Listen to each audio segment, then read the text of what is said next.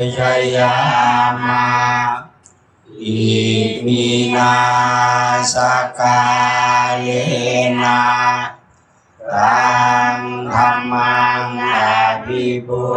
ชัยยามาอิมินาสกาเลนะตังสังฆังอภิปูชัยยามาอะระหังสัมมาสัมพุทโธภะคะวาพุทธังภะคะวันตังอะภิวาเทมิสวากขาโตภะคะวะตาธัมโมธัมมังนัมมัสสามิสุปฏิปันโนภะคะวะโตสาวกสังโฆสังฆังนามามิมยังพันเตวิสุงลักขณัตถายะอิสระเนนะสหปัญจศีลานิยจามาทุติยัมปิมายังพันเตวิสุงลักขณัตถายะอิสระเนนะสหปัญจศีลานิยจามาตาติยัมปิมายังพันเตวิสุงลักขณัตถายะอิสระเนนะสหปัญจศีลานิยจามานะโมตัสสะภะคะวะโตอะระหะโตสัมมาสัมพุทธัสสะนะโมตัสสะภะคะวะโตอะระหะโตสัมมาสัมพุทธัสสะ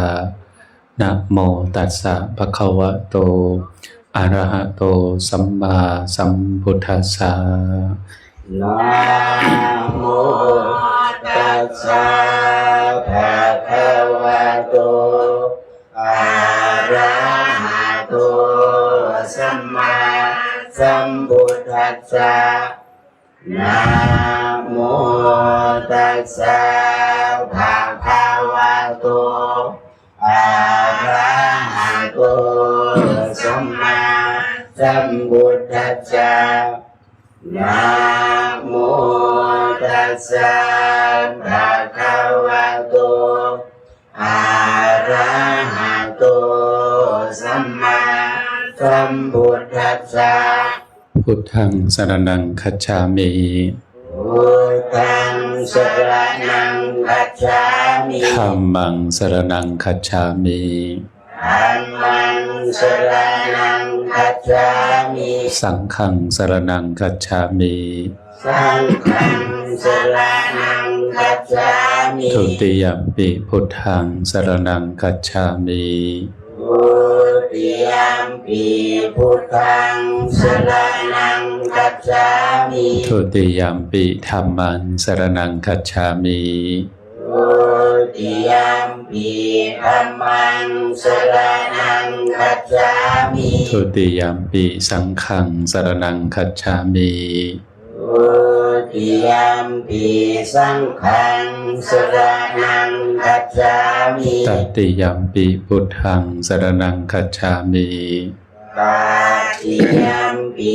พุทธังสรณังคัจฉามิตติยัมปิธัมมังสรณังคัจฉามิตติยัมปิธัมมังสรณังคัจฉามิตติยัมปิสังฆังสรณังคัจฉามิตติยัมปิสังฆังสรณังคัจฉามิติสรณคัมมนังนิทิตัง ปานาติปาตาเบรมณีสิกขาปะทังสมาธิยามิปานาติปาตาเวรมณีสิกขาปะทังสมาธิยามิอทินนาทานาเบรมณีสิกขาปะทังสมาธิยามิอาทินนาทานาเวรมณีสิกขาปะทังสมาธิยามิกาเมสุมิชฌาจาราเวรมณีสิกขาปะทังสมาธิยามิกาเมสุมิชฌาจาราเวรมณีสิกขาปะทังสมาธิยามิมุสาวาทาเวรมณีสิกขาปะทังสมาธิยามิมุสาวาทาเวรมณีสิกขาปะทังสมาธิยามิสุราเมรยมัชฌปมาทฐานาเวรมณีสิกขาปะทังสมาธิยามิสุราเมรยมัชฌปมาทฐานาเวรมณีสิกขาปะทังสมาธิยามิปาทุอิมานิปัญจสิกขาปทานิสีเลนะสุขติงยันติสีเลนะโภคสัมปทาสีเลนะนิพุตติงยันติตัสมาสีลังวิโสทะเยท่านทุกคนอาราธนาธรรมพร้อมกันเลยรัมมาจาโลกาอิปาติสัมปาติกาตัญจาริยันอิวารังอายาจาสันติภาสันตาวาราชาภาชาติกาเมเสตุธรรมังอานุกัมปิมังปัจฉานะโมตัสสะภะคะวะโตอะระหะโตสัมมาสัมพุทธัสสะนะโมตัสสะภะคะวะโตอะระหะโตสัมมาสัมพุทธัสสะนะโมตัสสะภะคะวะโตอะระหะโตสัมมาสัมพุทธัสสะสุขโขปุญญาสะอุจจโยปุญญานิปรโรกัสสมิงปฏิทาหนติปานินังปุญญังสุขังชีวิตาสังขยัมหิปุญญังโจเรหิทุหรังกตปุญโยอุพยัญธนันทติยังเทวาปิปัฏเทติสัพพเมเตนาราภติขอน้อมน้อมแด่พระผู้มีพระภาคเจ้าผู้ไกลจากกิเลสตรัสรู้ชอบได้โดยพระองค์เอง แม้นปรินิพพานนานแล้วพระองค์นั้นโดยเสียงก้าวขอเจริญในศีลในธรรมจงมีแก่เจ้าภาพยมพ่อยมแม่บ้านคำสะอาดตำบลคำสะอาดอำเภอสว่างแดนดินที่ได้มาร่วมฟังธรรมในงานบุญอุทิศส่วนกุศลให้คุณพ่อบานณทิศรีในวันนี้โดยทั่วกันทุกท่านทุกคนยมพ่อยมแม่นั่งสบายไม่ต้องพนมมือจะนั่งเก้าอี้ก็ได้นั่งคัตมาธิสร้างบรรยากาศให้เป็นบุญเป็นกุศลให้อยู่ในการสงบ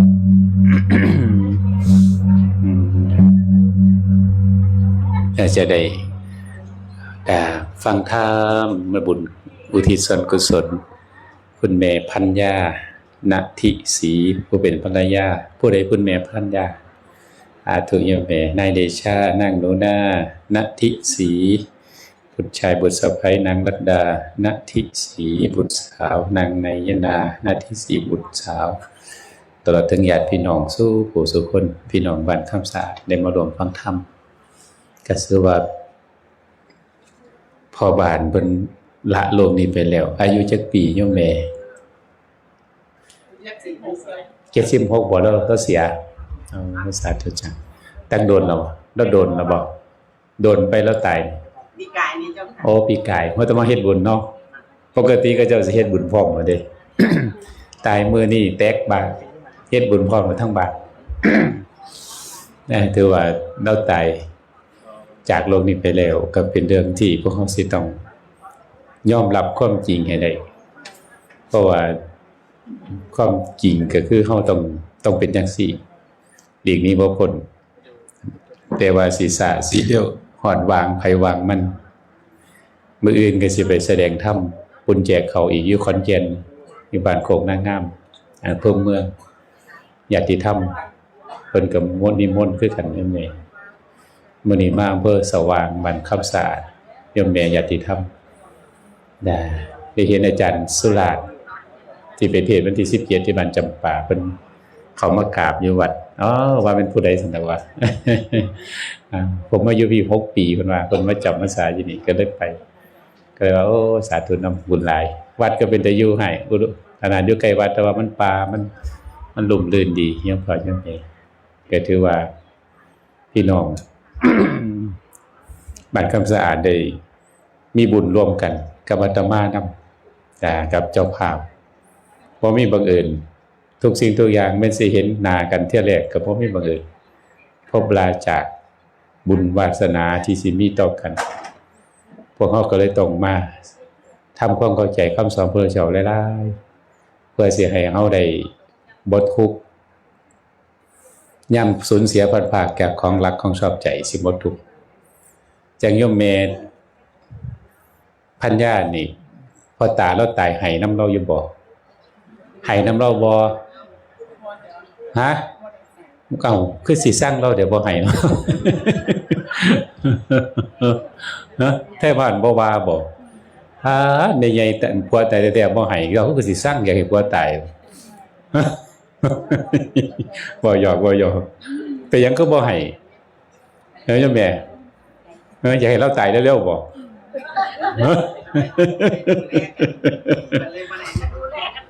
เดี๋ยวแลกกันดี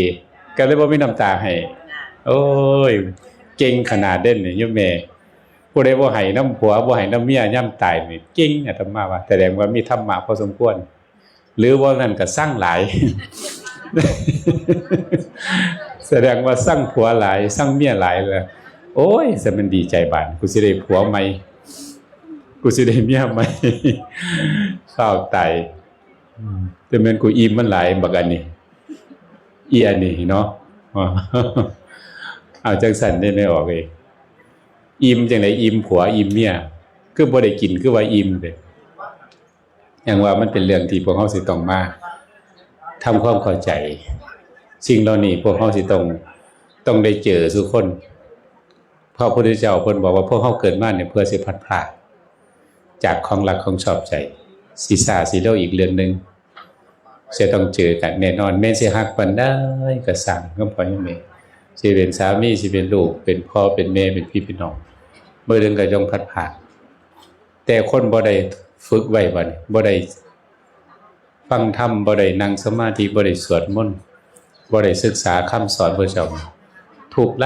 ลายผู้ลางคนโยมแม่ลูกเขามาเว้าให้ฟังบัดยามอยู่ร่วมกันนี่เว้าบ่ดีกับผัวโอ้ยทำไมมันนั่นตายบักฮาซั่นว่าเว้าผัวเจ้าของเด้นี่เพราะว่าผัวเจ้าของบัดพ่อผัวเจ้าของตายเป็นลมมันให้เป็นลมบัดยามอยู่นำกันบัดเว้านำกันบ่ม่วนแต่มาก็เลยว่าโอ้ยนี่บ่ทำท่าให้บัดตายแล้วบัดให้ทำใจบ่ได้แต่จักสิให้อีหลีให้อีเหล่นก็บ่จักเมื่อเธอทำท่าให้ว่าพอเป็นพิธีบ่ซั่นว่า จังซี่ก็มีเด้อันนั้นพวกเฮาสิต้องเข้าใจว่าบางคนนี่ บ่ว่าสามีบ่ว่าภรรยาบ่ว่าลูกบ่ยามตายทำใจบ่ได้ข้อหยังเพราะว่าเพิ่นบ่ได้ฝึกไว้บ่ได้เตรียมไว้จังโยมแม่นี่เราถามเราว่าเราบ่ให้น้ำผัวโอ้ยซะแม่นเก่งขนาดเลยผู้ใดสิบ่ให้น้ำความหักที่มันสูญเสียไปนี่แสดงว่าต้องมีสติมีปัญญาพอสมควรเพราะสิ่งเหล่านี้สัตว์ทั้งหลายพระพุทธเจ้าว่าถูกครอบงำด้วยความโศกเศร้าพิไรลำพันธ์ความพลาดพลาดจากของรักของชอบใจนะเพราะว่าเฮามีแล้วก็ทุกน้ำซุมมีเนี่ยบ่ว่าผู้ใด พระราชาเศรษฐีมหากษัตริย์ไผก็สร้างกันย่ามสูญเสียจากของรักของชอบใจก็มีโศกเศร้าพิไรลำพันธ์บ่ได้ต่างกันกับเฮาขันบ่มีสติบ่มีธรรมะจังซั่นธรรมะคำสอนพระพุทธเจ้านี่เป็นเรื่องที่สิเฮ็ดให้เฮามาบ่ทุกข์ทางใจให้เฮาใจของเฮามันมีสติปัญญาแล้วก็ได้มองไปพิจารณาตามความเป็นจริงว่าบ่แม่นแต่ลูกเฮาผัวเฮาสามีเฮาภรรยาเฮาพ่อแม่เฮาพี่น้องเฮาแต่ในโลกนี้บ่มีผู้ใดเกิดมาแล้วบ่แก่เจ็บตายพระพุทธเจ้าพระอรหันต์เศรษฐีพระราชาก็หนีบ่พ้นในความจริงแต่พวกเฮาบ่ค่อยยอมรับทำใจบ่ได้ไปหยังคือยอมรับบ่ได้ทำใจเพราะเฮาบ่ได้ฝึกบ่ได้พิจารณาอยู่เนืองๆเห็นบ่พระพุทธเจ้านี่ให้เฮาพิจารณาอยู่เนืองๆเช้าแลงอันเช้าแลงสวดมนต์ภาวนามันหน่อยเด้แต่ว่าพวกเฮาก็ยังหน่อยก็ว่ายังได้สวดมนต์ภาวนาเช้าแลงกันผู้ใดมีศรัทธาแต่พระพุทธเจ้าเพิ่นบอกว่าให้เธอพิจารณาอยู่เนืองๆคำว่าเนืองๆนี่ทุกลมหายใจเข้าออกมันค่อยสิพอให้ใจของเฮานี่มันว่างมันโปร่งได้ ขาน้องบ่พิจารณาเรื่องเหล่านี้มันคือความแก่ความเก็บความตายความพัดพรากพระพุทธเจ้าเพิ่นว่าให้เฮาพิจารณาอยู่เนืองๆทุกลมหายใจเข้าออกขันเฮาบ่พิจารณาตรงนี้ความโกรธความเกลียดอาฆาตพยาบาทความอยากความโลภความหลงมันสิมามันสิเพิ่มขึ้นมันสิหลายแต่ขันเฮาพิจารณาเรื่องนี้เนืองๆแล้วมันสิลดลงเอากันสมมุติว่าโยมพ่อโยมแม่พิจารณาความตายดูๆคิดอยากสั่งผู้ใดอยู่บ่คิดอยากเครียดให้ไผอยู่บ่คิดอยากโกรธอยากโลภของผู้ใดอยู่บ่อาตมาว่ามันสิบ่อยากเพราะว่ามันเห็นแล้วว่าเขากับเฮาก็สิตายคือเพราะว่าหยังเพราะว่าเฮา เพราะว่าเฮาบ่ได้พิจารณาแล้วเมื่อใจมันบ่ได้พิจารณาเรื่องนี้แล้วมันก็มีได้เพิ่มความอยากมีอยากเป็นอยากจนว่าบ่พอบ่เป็นแล้วก็เป็นทุกข์มันพอเฮาบ่ได้พิจารณาเติมน้ำร้อนครับอันใดสาธุโยมพ่อนี่มันเย็นครับขอบคุณหลายๆแต่นั้นเฮาเห็นได้ว่าสิ่งเหล่านี้ของไกลตัวก็คือไกลตัวอยู่ใกล้ๆเฮาแต่ว่าเฮามันลืมเบิ่งเจ้าของลืมเบิ่งความจริงที่มันปรากฏเต็มบ้านเต็มเมืองแม่นบ่แต่ที่โยมพ่อบ้านเฮาเราก็คือเฮาไปไสมาได้เว้าได้แต่เดี๋ยวนี้ถึงข้าวแล้วล่ะเพราะว่าพระพุทธเจ้าว่าสัตว์ทั้งหลายจะต้องเกิดมาแล้วก็ต้องแก่เก็บตายบ่มีผู้ใดนี้คนใดแต่สิฮอดวางผู้ใดนั่งอยู่นี่ทั้งอาตมามื้อนึงก็ต้องตายยมพ่อยมแม่แต่ก่อนสิตายเฮ็ดจังได๋เฮาสิเตรียมตัวเสบียงบุญกุศลทานศีลภาวนาสิเป็นที่พึ่งของเฮาเด้พระเจ้าว่าบ่มีอีหยังเป็นที่พึ่งสำบุญกุศลบุญกุศลมาจากไสก็มาจากทานมาจากศีลมาจากภาวนาที่เฮาสิต้องได้เอาบุญเป็นที่พึ่งเพราะในโลกประโลกเบื้องหน้าเขาบ่ได้วัดกันอยู่ยศอยู่ตำแหน่งอยู่ศักดิ์ศรีอยู่เกียรติอยู่อยู่เกิดในตระกูลเขาวัดกันด้วยบุญสมมุติว่าไปสำนักยมพญายมราชพญายมพบาลยมราชเนี่ยเพิ่นบ่ได้ถามหาเจ้าอยู่เจ้าเป็นพระราชาบ่เจ้าเป็นนายกเป็นเศรษฐีเขาบ่ได้ถามเจ้าเป็นเจ้าไม้เจ้าหน้าบ่ถามเขาถามว่าเจ้าเฮ็ดบุญเฮ็ดบาปหยังมาปรโลกเบื้องหน้าเขาไม่ได้วัดกันที่ยศตำแหน่งเขาวัดกันที่บุญที่บาปเฮาก็สิต้องตอบไปตามตรงว่า เฮ็ดหยังมาแม่นสิโกหกก็บ่ได้เพราะว่ากรรมมันฟ้องเองนั่นให้โยมพ่อโยมแม่ได้เห็นคุณค่าสาธุโยมพ่อให้เห็นคุณค่าเรื่องเหล่านี้เขาสิบ่ได้เกิดหน่อยเนื้อตามใจว่าโอ้ยผู้ขาบ่เกิดในตระกูลสูงบ่มียศบ่มีร่ำรวยบ่มีเงินมีทองบ่สวยบ่งามอันนั้นอีกส่วนหนึ่งแต่ว่าเมื่อเฮาได้เป็นมนุษย์ถือว่ามีบุญอาการครบ32บ่ใบบาปัญญา3บ่หูหนวกตาบอดนี่ถือว่าบุญเด้มีบ้านมีเฮียนมีอยู่มีกินบ่ได้ถึงเป็นขอทานข้างสะพานลอยบ่มีบ้านมีซองนี่ถือว่าพวกเฮามีบุญอยู่เด้พ่อแม่โอกาสที่ได้มาเป็นมนุษย์โอกาสได้มาฟังธรรมนี่บ่แม่นเกิดขึ้นได้ง่ายๆถือว่าพวกเฮามีบุญแล้วเฮาสิเอาบุญเก่าต่อบุญใหม่สิสร้างบุญได้มากขนาดไหนอยู่ขณะนี้ปัจจุบันชีวิตที่เหลืออยู่นี่โยมพ่อโยมแม่สิมอบให้กับพระพุทธพระธรรมพระสงฆ์ได้บ่มอบจังได๋ก็คือมอบกายวาจาใจถวายแก่พระพุทธพระธรรมพระสงฆ์เอาพระพุทธเจ้าพระธรรมพระสงฆ์เป็นที่พึ่งเป็นสรณะตลอดชีวิตเป็นผู้ที่สิเชื่อพระพุทธเจ้านะเพิ่นบอกหยังเพิ่นเฮ็ดหยังเพิ่นบอกหยังเพิ่นสอนหยังเฮาสิเฮ็ดนำทำตามสิบ่เฮ็ดไปตามใจเจ้าของสิเฮ็ดตามคำสอนพระพุทธเจ้าคันเฮาเฮ็ดตามคำสอนพระพุทธเจ้าอาตมาว่าพวกเฮาสิมีความสุขความเจริญทั้งโลกนี้และโลกหน้าขอบว่าเฮาบ่เฮ็ดตามพระพุทธเจ้ามันก็เลยเป็นทุกข์ เพิ่นบอกให้รักษาศีล5เฮาก็บ่รักษาศีล5ว่านั้นก็ไปโทษดินฟ้าอากาศโทษนั่นโทษนี่ก็เพราะว่าเฮาบ่เฮ็ดนำทำตามสิทุกข์สิยากปานใดก็สร้างกันโยมพ่อโยมแม่เฮ็ดนำทำตามพระพุทธเจ้าเฮาสิมีแต่ความเจริญก็เห็นผลในโลกนี่ล่ะก่อนเอาสมมุติว่ารักษาศีล5ตั้งแต่ต้นตั้งแต่จำความได้หรือว่าถ้าเป็นหนุ่มเป็นสาวมาจนฮอดชีวิตนี่สุดสิ้นชีวิตนี่ความสุขความสงบความดีความงามมันสิเกิดขึ้นบ่ยากความเจริญแต่พวกเฮาบ่ได้เฮ็ดนำทำตามเด้อบัดนี้สิหาคนรักษาศีล5ให้บริสุทธิ์บริบูรณ์ได้บ้านหนึงเมืองหนึงยากแต่มาว่าบ่แม่นหาได้ง่ายๆได้หาคนมีศีลหาคนส่งออกแซงแงกกินเหล้าเมายาหาง่ายคือหยังหาคนเล่นไพ่เล่นไฮโลหาคนด่าคนเว้าพื้นคนนี่หาง่ายคือหยังแต่หาคนที่สิมีศีลมีธรรมนี่หายากนะแต่ท่านโยมพ่อโยมแม่พี่น้องบ้านคำสะอาดบ้านไก่เดือนเชียงให้เฮาเป็นบุคคลหาได้ยากในทางธรรม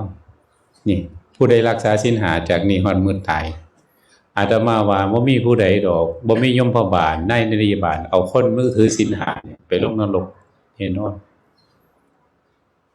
อันที่ไปสู่อบายภูมิก็เพราะหยังก็เพราะเฮาน่ะเป็นผู้บ่มีศีล5บ่มีศีลมีธรรมฆ่าสัตว์ลักทรัพย์ประพฤติผิดในกามพูดเท็จดื่มสุราเมลัยผู้ใดน่ะพาเฮาไปผู้ใดสิพาเฮาไปลงนรกกันโตเฮาน่ะเป็นผู้เฮ็ดเองเมื่อเฮาเฮ็ดจังไดทั้งกายวาจาใจบุญและบาปนี่จะต้องได้รับผลของกรรมนั้นสืบบ่มีผู้ใดมากันแก่บ่มีเทวดามารภพมากันแก่เฮาโตเฮาเป็นผู้เฮ็ดเองอันเฮาเคราะห์ดีดวงดีเคราะห์บ่ดีดวงบ่ดีย้อนหยังก็ย้อนเฮาแหละเป็นผู้เฮ็ดอย่าไปโทษดินฟ้าอากาศดวงดาวดวงบ่ดีก็มาจากเฮาล่ะเฮ็ดบ่ดีไว้ในอดีตคันอยากดวงดีก็เฮ็ดดีคิดดีพูดดีทำดีซุมื้อเนี่ยเอาลองเบิ่งเปรียบจิตของเฮาเนี่ยถ้ามันคิดดีพูดดีทำดีซุมื้อมันก็สั่งสมความดีแล้วมันก็สิน้อมนำหรือว่าดึงดูดสิ่งดีๆเข้ามาบ่ได้ยาก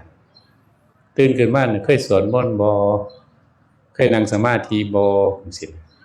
เคยตั้งใจว่าสิสมาทานศีล5ตลอดชีวิตบ่เนี่ยมันต้องมาเบิ่งพิจารณาเฮาได้บัดตื่นขึ้นมาแล้วมีแต่อกุศลบัดตำทัดตำปอดตำไส้ตำพุงมีแต่หาขึ้นเฮียนบ่ว่ามันก็สิหาแนวโศกแนวลาภมาจังได๋กันเฮาไปเฮ็ดจังซี่แม่นบ่จิตของเฮานี่มันมีอานุภาพเฮาต้องเข้าใจกันจิตของเฮามันดีอีหยังก็ดีเข้ามา เว้าแต่เรื่องดีๆพระพุทธเจ้าเพิ่นให้เฮาคิดดีให้พูดดีทำดีเฮาก็บ่อยากเฮ็ดนำเพิ่นบัดนี้คิดแต่บ่ดีพูดแต่บ่ดีทำแต่บ่ดีคิดแต่เรื่องลบๆเว้าแต่เรื่องลบๆนี่มันก็บ่งบอกว่ากิจของเฮามันบ่ดีมันบ่ได้ฝึกสติบ่ได้ฟังธรรมบ่ได้อบรมแล้วพระพุทธเจ้าเรียกว่าความทุกข์ความสุขมันมาจากกิจนี่ทุกข์สุขอยู่ที่กิจอีหยังมากระทบเขาคันเฮามีสติเฮาบ่ไปยินดียินร้ายเฮาบ่ไปนั่นบ่ไปยึดมั่นถือมั่นอีหยังมากก็สร้างกระทบทั้งตาหูจมูกลิ้นกายใจคันเฮาฝึกสติดีๆมันก็ผ่านมาผ่านไปเท่านั้นของทั่วครั้งบ่มีอีหยังที่มันบ่เกิดขึ้นตั้งอยู่ดับไปแต่เฮาบัดยึดมั่นถือมั่นก็เลยเป็นทุกข์เขาด่ามากก็ยึดเป็นทุกข์เขาย่องมากก็ยึดก็เป็นทุกข์หลงน่ะเพราะทุกสิ่งทุกอย่างมันบ่เที่ยงอยู่แล้วความสุขก็บ่เที่ยงทุกข์ก็บ่เที่ยงบ่มีอีหยังเที่ยงร่างกายเฮานี่ก็บ่เที่ยงเกิดแก่เจ็บตายไผบังคับความแก่เจ็บตายได้เป็นพระราชาเป็นเศรษฐีเป็นพระพุทธเจ้าพระปัจเจกพระอรหันต์บ่มีผู้ใดสิบังคับบ่ให้มันแก่มันเจ็บมันตายได้เพราะมันเป็นธรรมดาธรรมชาติขันโยมพ่อโยมแม่ก็อยากเข้าใจจังซี่ก็ต้องมาฝึกมาฟังแล้วก็มาประพฤติปฏิบัติตามขันพระพุทธเจ้าบอกเรื่องนั้นเรื่องนี้บอกให้เขามีศีลมีทานมีภาวนาขันโยมพ่อโยมแม่นั่งอยู่นี่กันเทศนำเพิ่นบ่มีปัญหาสามีภรรยารักษาศีลหานำกันบ่มีปัญหาบ่มีดอกบ้านแตกแสลกขาดบ่มีดอกสิผิดกันอันมันผิดกันเนี่ยบ่มีศีลมีธรรมมันเห็นเลยว่าโลกของเขาแฮงวุ่นวายแฮงมีแต่คนโกงคนคอร์รัปชันอีหยังต่างๆก็เพราะคนขาดศีลขาดธรรมคันโลกเขามีศีลมีธรรมเบ้อสู่คนนี่โลกเขาสิบ่มีดอกสงครามโลกสิบ่มีดอกมาลักของกันสิบ่มีดอกมาผิดลูกผิดเมียสิบ่มีดอกสิมาเว้าตัวกันให้สมัครสิบ่มีดอกสิมีคนเมาข้างทางคนกินยาบ้าบ่มีมันก็เป็นโลกที่สงบที่สุดเป็นโลกแห่งศรีวิไลทันทีเลยกันทั่วโลกเขามีศีลห้าเอาง่ายๆเอาบ้านค่ำสะอาดเท่านี้เพื่อสว่างจะลองรักษาศีลห้าเบิดบ้านเหนียวบ้านเฮาสิสงบมีความสุขกว่าบ้านอื่นสงบลมเย็นสิเป็นหมู่บ้านที่หมู่บ้านศีลห้าหมู่บ้านศีลแผ่นดินถ้ำดินทองทันทีเลยแต่มันเฮ็ดยากมันโยมพ่อโยมแม่บ้านใดก็เฮ็ดยากคันมันเฮ็ดได้บ้านเฮาที่เป็นบ้านที่เป็นแบบอย่างเอาแค่งานบุญ4งานจังซี่พี่น้องบ้านคำสะอาดกันเฮ็ดได้นี่ก็เป็นบ้านแบบอย่างให้พี่น้องในอำเภอสว่างได้เลยกันเฮ็ดได้เฮ็ดได้แล้วอาตมาสาธุงานบุญ4อย่างนี่สิบ่ให้มีเหล้าบ่มีอบายมุขการพนันบ่มีโหรสพ บ่มีการฆ่าสัตว์งานบุญ4งานกันเฮ็ดได้นี่สิเป็นบ้านแบบอย่างให้หมู่บ้านอื่นกันพยาบาลคณะกรรมการทายกทายิกาประชุมกันแม่นหยังงานบุญ4งาน1งานแจกข้าวจังซี่แหละนี่อันนึง2งานศพ3งานบวช4งานบุญกฐินกัน4งานนี่โยมพ่อโยมแม่ตั้งใจประชุมกันพยาบาลคณะกรรมการตกลงปรงใจว่าพวกเฮาสิงาน4อย่างนี่4งานนี่ยกเว้นงานแต่งงานซะกันว่ามันบ่ได้เอางาน4งานนี่เป็นตัวนำงานบุญกฐินบุญบวชบุญแจกข้าวงานสมบ่ให้มีเหล้าบ่ให้มีมหรสพบ่ให้มีการพนันบ่ให้ฆ่าสัตว์บ่ให้สัตว์คันเฮ็ดได้นี่โอ้ยสิเป็นบ้านแบบอย่างลูกเต้าลูกหลานอนาคตข้างหน้าเฮาตายไปเขาเห็นพ่อเห็นแม่เฮ็ดสิเขาก็สิเฮ็ดนำบ่ได้บอกยากแต่บัดนี้สิมาโทษลูกหลานที่เขาได้ใหญ่รุ่นบ่ได้เพราะเฮาเฮ็ดสืบๆกันมาประเพณีต่างๆมีเหล้ามีการพนันมีมหรสพ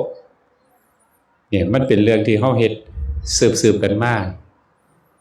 มันก็เลยได้ทั้งบุญทั้งบาปเห็นบ่บุญก็ได้บาปก็ได้ ก็เลยบ่ได้บุญแบบบริสุทธิ์เต็มที่บุญมันดัง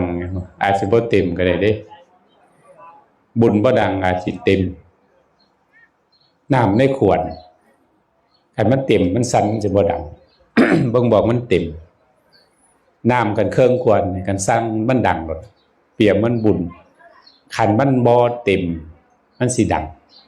เอาสมมือแรกมีหมอลำคณะใหญ่มานี่ดัง3 บ้าน 4 บ้าน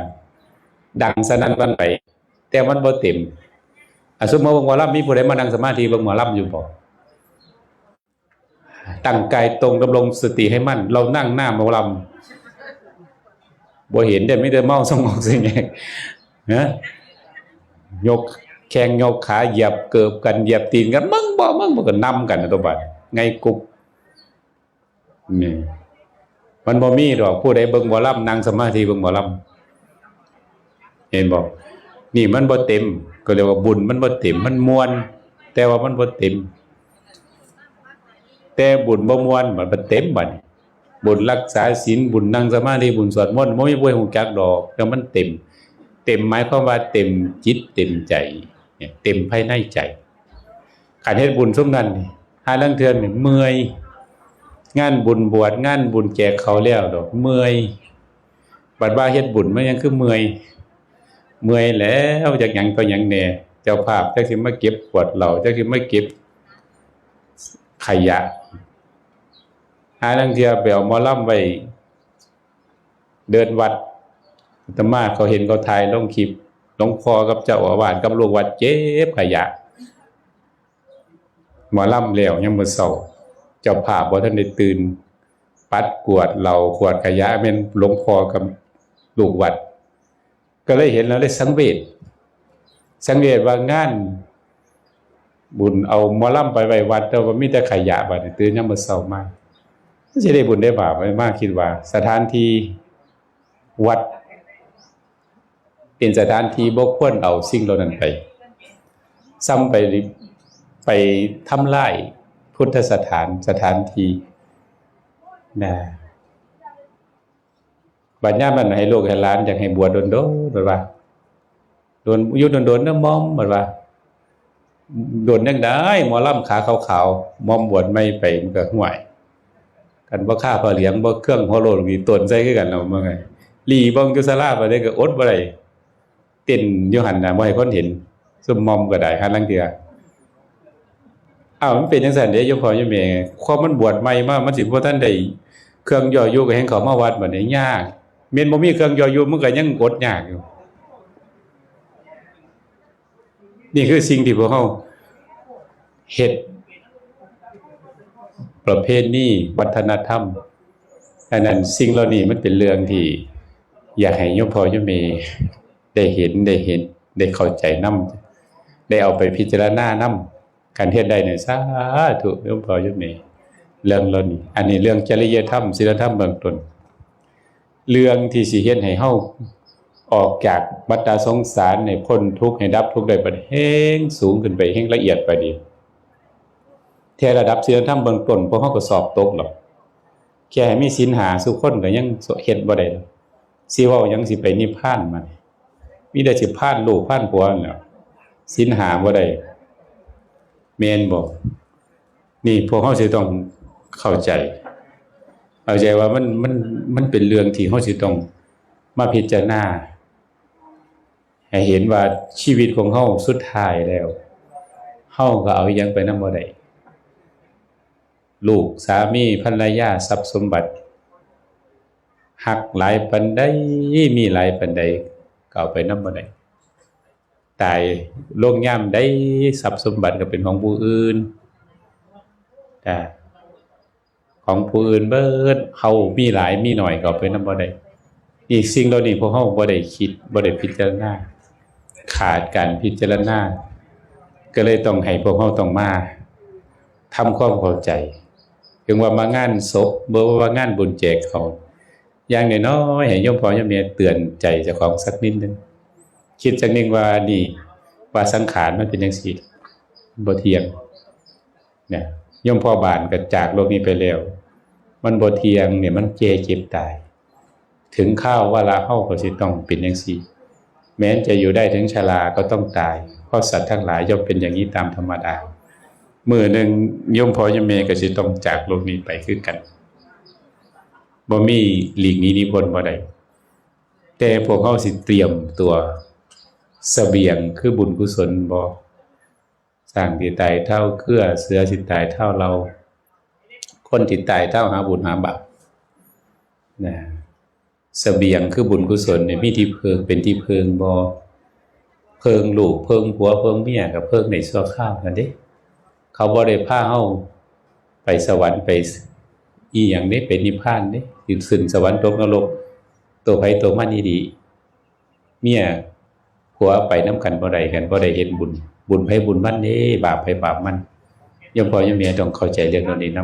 ำต้องได้เตรียมตัวอย่าห่วงผู้อื่นหลายก็ห่วงจิตห่วงใจเจ้าของห่วงได้อยู่แต่ว่าอย่าห่วงหลายก็ห่วงเจ้าของห่วงจิตดวงเนี่ยถ้ามันสิตายเนี่ยมันมีที่เพิงมันมีที่ไปมันมีสุขติเป็นที่ไปบ่มันมีทานมีศีลมีภาวนาหลายพอสิให้จิตดวงนี้บ่ได้ไปสู่อบายภูมิอันนี้พวกเราต้องมาเบิ่งเจ้าของแต่ละมื้อใจของเฮาแต่ละมื้อเป็นจังไดเป็นเทวดาเป็นพรหมเป็นมนุษย์เป็นพระอริยเจ้าบ่แล้วมันเป็นแต่สัตว์เดรัจฉานเป็นแต่เปรตเป็นแต่อสุรกายเป็นแต่สัตว์นรกนี่มันต้องเป็นเรื่องที่เฮาต้องเบิ่งบางคนนี่ใจกายเป็นมนุษย์แต่ว่าใจเป็นสัตว์เดรัจฉานมีแต่หลงมีแต่หลงมีแต่หลงมีแต่หลงงมงายบางคนมีแต่โลภมีแต่หิวบ่งบอกว่าใจมันเป็นเปรตมีแต่ญาณมีแต่กลัวบ่งบอกมันเป็นอสุรกายมีแต่โกรธมีแต่โมโหเป็นฟืนเป็นไฟฮ้อนอยู่ในใจบ่งบอกมันเป็นสัตว์นรกขันธ์เฮาบ่มีธรรมของพระพุทธเจ้ามาฝึกมาหัดใจเฮามันสิเป็นสัตว์เดรัจฉานเป็นเปรตอสุรกายสัตว์นรกได้คาบความเป็นมนุษย์นี่แหละเฮ็ดจังได๋เฮาสิเป็นใจเป็นเทวดาเป็นมนุษย์สัทธรรมอีหลีเป็นพรหมเป็นพระอริยเจ้าได้ก็อาศัยเฮามาฝึกนี่การฝึกกายวาจาใจได้ให้อยู่ในศีลในธรรมให้คิดดีพูดดีทำดีแล้วก็ให้ใจของเฮาเนี่ยมีพรหมวิหารเนี่ยคันเฮามีเมตตากรุณามุทิตาด้วยกันบ่บอกว่าใจเฮาเป็นพรหมกันใจเฮามีคุณธรรมละอายชั่วกว่าบาปหิริโอตตัปปะบ่งบอกถึงว่าเป็นเทวดากันใจเฮามีธรรมมีศีล5มีธรรม5ประการบ่งว่าเฮาเป็นมนุษย์สมบูรณ์เพราะว่าเป็นมนุษย์เนี่ยคือใจสูงขันใจต่ำก็เป็นสัตว์เดรัจฉานเป็นเปรตอสุรกายสัตว์นรกแล้วเฮาสิมีความรู้สึกว่าสุขทุกข์เฮาสิรู้เองว่าเป็นจังไดใจเฮานี่มันรับรู้ทุกข์สุขก็อยู่ที่จิตสวรรค์ก็อยู่ที่จิตที่ใจนิพพานก็อยู่ที่จิตที่ใจมนุษย์ก็อยู่ที่ใจเปรตอสุรกายนรกก็อยู่นี่ใจร้อนใจร้อนล้นโมโหฉุนเฉียวบ่งบอกว่าเป็นสัตว์นรกโยมพ่อโยมแม่เขียนมาเบิ่งบัดมาเบิ่งใจรักษาใจแต่ละมื้อให้ใจของเฮามันใจดีใจเย็นใจงามให้ได้สิให้ใจดีใจเย็นใจงามให้ได้มันก็ต้องเบื้องต้นก็ต้องรู้จักให้ทานรู้จักรักษาศีลรู้จักภาวนาเฮ็ดซุมื้อใจเฮาก็สิดีซุมื้อก็สิใจดีใจเย็นใจงามก็สิใจเป็นเทวดาเลื่อนขึ้นไปสู่เป็นพรหมเลื่อนไปสู่เป็นพระอริยเจ้าเป็นพระอรหันต์ได้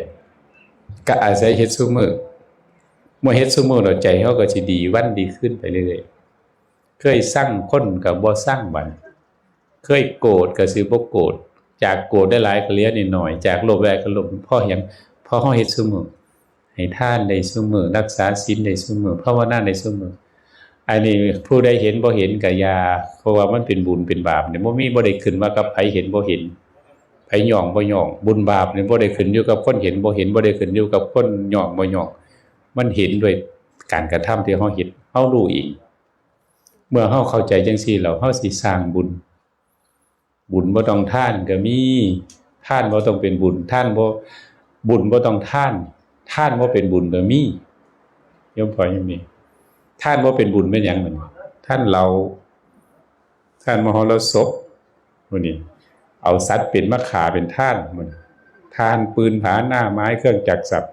โกงตาช่างหมดบ่เป็นบุญอันนี้ท่านบ่เป็นบุญบุญบ่ต้องท่านรักษาศีล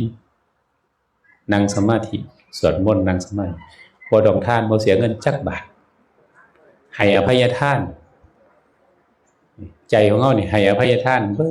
ดผู้ใดสิด่าสิว่าผู้ใดสิใส่ร้ายป้ายสีสิคิดด่าเอาเฮาสิกลับมาให้อภัยนี่ให้อภัยทานนี่บุญบ่ต้องเสียเงินบุญที่บ่ต้องลงทุนหยังลงทุนแท้ให้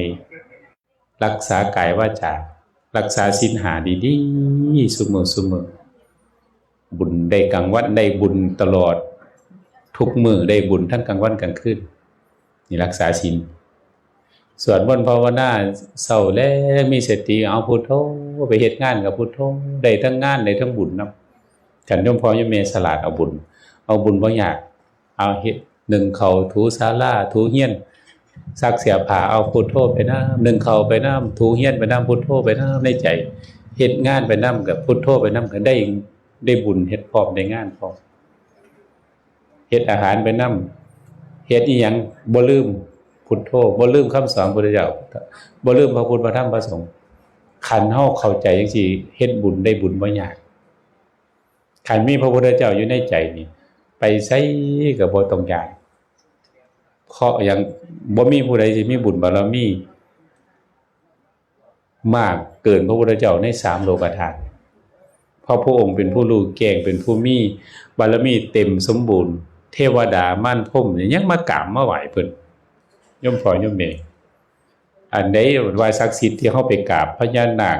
ท้าวเวสสุวรรณพญาพรหมอีหยังต่างๆล้วนแล้วแต่มันลงมากราบพระพุทธเจ้าเบิดบุคคลเหล่านั้นยังบ่ทันได้สิ้นกิเลสบ่ได้หมดกิเลสแต่พระพุทธเจ้านี่สิ้นกิเลสหมดกิเลสเป็นผู้ที่บ่มีผู้ใดที่สิมีบุญมากส่ำพระองค์3โลกธาตุนี่บ่มีผู้ใดสิเอาคนภาวนาพุทโธนี่ไปตกนรกแค่พุทโธคำเดียวคันโยมพ่อแม่มักธัมโมก็ได้สังโฆก็ได้หรืออีหยังก็ได้ใจของเฮาที่มันมีพระพุทธพระธรรมพระสงฆ์อยู่ในใจมันมีบุญมหาศาลคนสิมีจิตใจศรัทธาเริ่มใส่ในพระพุทธพระธรรมพระสงฆ์อันบ่ไหวนี่บ่ได้เกิดขึ้นง่ายๆเด้คุณพ่อโยมแม่จังว่าเฮาเกิดมาเนี่ยเฮาเคยพุทโธทุกลมหายใจเข้าออกบ่หรือมีสติในลมหายใจหรือระลึกธรรมพุทธเจ้าอยู่เนืองๆเกิดแก่เจ็บตายบ่ย้านยอมรับได้ว่าทุกสิ่งทุกอย่างเกิดขึ้นเมื่อถึงคราวเวลาเฮาก็หลีกหนีพ้นเรื่องพวกนี้เฮาเชื่อบ่กฎแห่งกรรม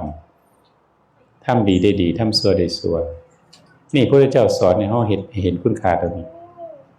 แล้วให้เฮาได้ฝึกจิตเจ้าของให้มันผ่องใสให้มันเว้นจากบาปทั้งปวงให้มันได้ทำบุญกุศลให้มันมากเท่าที่สิมากได้ในชีวิตนี้แล้วก็ทำใจของเฮาให้มันผ่องใสให้มันปล่อยให้มันว่างให้มันได้อันมันทุกข์อยู่นี่ก็ขอบบ่เฮ็ดตามพระพุทธเจ้าเด้อคันว่าเห็นนำพระพุทธเจ้ามันสิทุกข์อยู่บ่มันบ่ทุกข์มีแต่พ้นทุกข์มีแต่ดับทุกข์ได้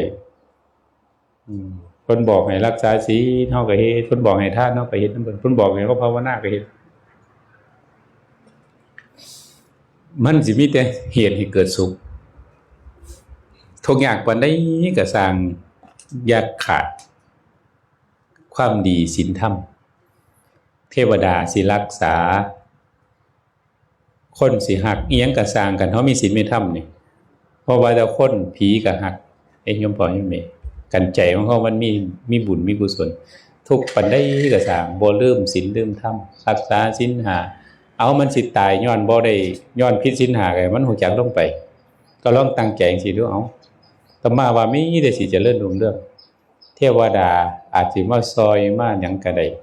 ซอยเหลืออาจสิซอยเฮาก็ได้เพราะว่าเทวดาสิให้ความคุ้มครองให้รักษามนุษย์มันจะมีอยู่10ข้ออันนี้พระอินทร์เนี่ยเพิ่นเว้ากับมาตรีเทพบุตรเวลามาตรีเทพบุตรนี่เป็นสารถีเป็นผู้ขับราชรถให้พระอินทร์ไปเที่ยวไปในสวนดอกไม้บ้างอยู่ตั้งในสวรรค์ดาวดึงส์ แต่ท้าวสักกะเทวราชย่อมพอจุเมก่อนจะขึ้นราชรถเนี่ยเพิ่นสิยกมือไหว้ทั้ง10ทิศมาตรีเทพบุตรนี่ก็สงสัยได้ย่อมพอย่อมเมว่าเอ้าพระอินทร์เนี่ยเป็นใหญ่ในสวงสวรรค์ทำไมถึงยกมือไหว้ทั้ง10ทิศหรือว่าถือทิศถือทางมื้อนี้อดบ่ได้มาตรีเทพบุตรนี่อดที่จะถามไม่ได้สงสัยอยู่บอกว่าข้าพเจ้าคิดมานานแต่ไม่กล้าที่จะวันนี้รู้สึกว่าไม่ได้ต้องถามพระองค์พระองค์ไหว้บุคคลจำพวกใดทั้งที่พระองค์เป็นใหญ่ในสวงสวรรค์ดาวดึงส์เมื่อมาตาลีเทพบุตรถามพระอินทร์ก็เลยว่าดูก่อนมาตาลีเราไหว้บุคคล10จำพวกจื้อไว้ได้ย่อมพอย่อมเมย่อมแม่นางอยู่นี่อาจสิเฮ็ดได้เกือบเบิดสุขอแต่พวกเฮาบ่รู้เราไหว้บุคคล10จำพวกที่1เราไหว้บุคคลที่มีจิตใจเลื่อมใสในพระรัตนตรัยเพราะว่ามีผู้ให้ถวายใส่บาตรถวายปัจจัย4ให้สมณชีพราหมณ์อยู่เป็นนิจเราไหว้บุคคลนี้2เราไหว้บุคคลที่ประกอบด้วยสุจริต3ประการกายสุจริตวจีสุจริตมโนสุจริตกายบ่ลักบ่ฆ่าสัตว์บ่ลักทรัพย์บ่ประพฤติผิดในกามในกายสุจริตวจีสุจริตบ่พูดเท็จพูดคำหยาบพูดส่อเสียดพูดเพ้อเจ้อวจีสุจริตมโนสุจริตไม่คิดโลภอยากได้ของใครไม่พยาบาทปองร้ายใครไม่เห็นผิดตามคำสอนพระพุทธเจ้าอันนี้นี่พระพุทธเจ้าพระอินทร์บอกว่าเราไหว้บุคคลประเภทนี้ผู้ใดประพฤติชอบด้วยกายวาจาใจสุจริตเราไหว้เราให้ความคุ้มครอง3เราให้ความเคารพแก่เราให้ความคุ้มครองเราไหว้บุคคลที่มีความเคารพต่อมารดา4เราให้ความเคารพให้คุ้มครองแต่บุคคลที่มีความเคารพต่อบิดา5เราเคารพเราไหว้บุคคลที่มีพระพุทธพระธรรมเป็นสรณะตลอดชีวิตถือพระรัตนตรัยตลอดชีวิตเราให้ความคุ้มครองให้เราไหว้เห็นบ่6เราให้ความคุ้มครองเราไหว้บุคคลที่ถือศีล5ศีล8เป็นนิจศีลนี่แม่โยมพ่อแม่ใครโยมพ่อแม่รักษาศีล5เป็นนิจศีลตลอดชีวิตเทวดาให้ความคุ้มครองไหว้บุคคลเหล่านั้น7บุคคลใดเวลาทำบุญอุทิศให้แก่ผู้วายชนบิดามารดาเปตชนแล้วก็เทวดาเราไหว้บุคคลเช่นนั้นในนั้นขอนี่โยมพ่อโยมแม่จังโยมแม่พันญานี่กับลูกหลานนี่อุทิศส่วนกุศลให้หลวงพ่อโยมพ่อบานนำแล้วอย่าลืมให้บิดามารดาให้ปู่ย่าตายายแล้วก็อย่าลืมให้เปตชนแล้วก็อย่าลืมให้เทวดาพระพุทธเจ้าว่าเทวดาเนี่ยเขาอาศัยบุญมนุษย์เมื่อเราอุทิศส่วนกุศลเวลาเฮานั่งสมาธิสวดมนต์แผ่บุญให้เขาก็จะมาบูชาเราแทนบูชาเนี่ยก็คือมาให้ความคุ้มครองมาให้รักษานี่คือคนไปไหนมาไหนก็แคล้วคลาดปลอดภัยอย่าลืมนั่งสมาธิสวดมนต์เวลาไหนอย่าลืมแผ่ให้บิดามารดาปู่ย่าตายายเจ้ากรรมนายเวรแล้วก็อย่าลืมให้เทวดาเขาจะให้ความคุ้มครองรักษาเท่าที่เขาจะทำได้ด้วยเทวานุภาพเทวดารักษาข้อนี้ก็8บุคคลใดมีความเคารพต่อครูอุปัชฌาย์อาจารย์ต่อผู้เฒ่าผู้แก่มีศีลมีธรรมเราให้ความเคารพให้การรักษาเราไหว้บุคคลนั้น9บุคคลใดให้อนุเคราะห์บุตรภรรยาคณาญาติด้วยความเมตตาเราไหว้บุคคลเช่นข้อนี้คือซุ่มโยมพอผู้ใช้คือผู้โยมพอผู้ใช้ข้อนี้เพราะว่าบุคคลใดให้อนุเคราะห์บุตรภรรยาคณาญาติด้วยความเมตตาเราให้ความคุ้มครองเราไหว้ผู้ใดเลี้ยงลูกเลี้ยงเมียดีๆโยมพอผู้ใช้เทวดารักษา10ข้อนี้คือซุ่มผู้หญิงสตรีใดเคารพสามีทุกทิพาราตรีการด้วยความเคารพเทวดารักษานี่ข้อนี้ซุ่มผู้หญิงบ่แม่นใส่แต่ผัวซักผ้าใส่แต่ผัวหนึ่งเขา ใส่ตะบัวทูเฮียนจังซี่บ่ได้ ซอยกันบ่เป็นหยังตื่นขึ้นมีหยังให้ใส่ตะผัวมันสิเป็นกรรมเอาอีหลีเด้อโยมแม่บ่เว้าเล่นบ่แม่นเว้าขอหางของพ่อผู้ชายเด้มันเป็นเรื่องที่เฮาสิต้องเข้าใจเฮาเป็นผู้หญิงนี่เพิ่นว่า